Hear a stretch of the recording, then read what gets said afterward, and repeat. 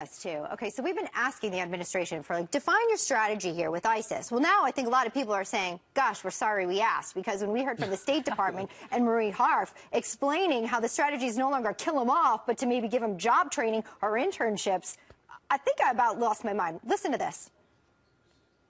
Killing a lot of them, and we're going to keep killing more of them. So are the Egyptians, so are the Jordanians. They're in this fight with us. But we cannot win this war by killing them. We cannot kill our way out of this war.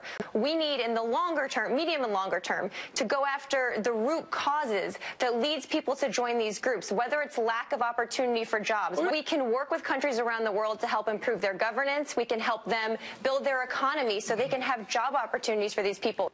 Okay, so have these ISIS monsters go to monster.com and get a job. That's a strategy. First of all, when I first watched Marie Harf, and God bless her, I thought you had mixed up the clips for Celebrity Apprentice. I'm like, what a show. Wait a second. Where's Lisa Gibbons? Is that Lisa? What? No, Lisa Gibbons. Lisa Gibbons would have had a much more insightful answer to that question.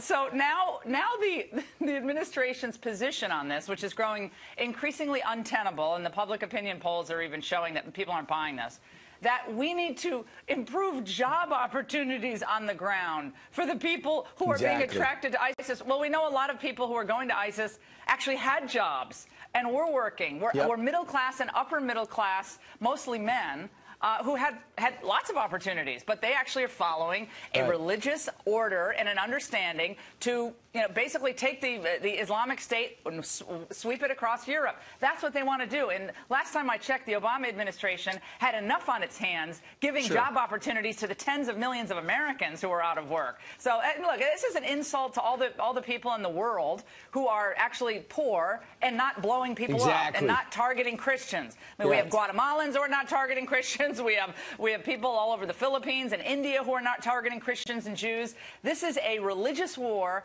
The rest of the world is waking up to this, and there's one person, as far as I can tell, really left, other than the Celebrity Apprentice herself from the State Department, who doesn't get this, and it's the President of the United States. Absolutely. He's increasingly isolated on this. And even the Pope came out, Laura, and referred to it. These people these Egyptians were murdered because they were Christians. Of course they were. Here's the White House statement on the murder of these 21 Egyptian Catholics. The White House says the White House condemns the despicable and cowardly murder of 21 Egyptian citizens. They refer to them as Egyptian citizens. Meanwhile, you've got the Pope saying this: they were executed for nothing more than the fact that they were Christian. The blood of our Christian sisters and brothers is testimony that cries out to us, be they Catholics, Orthodox, Coptics, Lutherans. It does not matter. They are Christians. Their blood is the same. Why doesn't the president get it?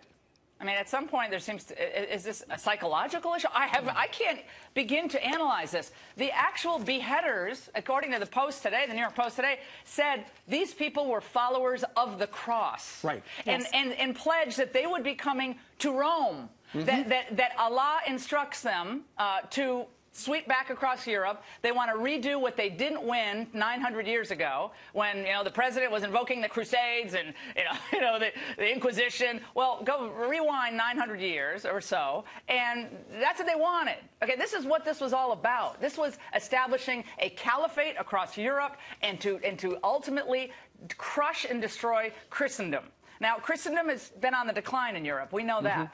But there are Christians all over the world who woke up over the weekend and said, this is about us and our Jewish brothers and sisters, and they will not be stopped until they are killed. Right. So Marie Harf and her Celebrity Apprentice view of the world and the president and his isolated view of the world are actually hurting the cause of destroying evil because they won't really call it what it is. And I think people are getting sick of it.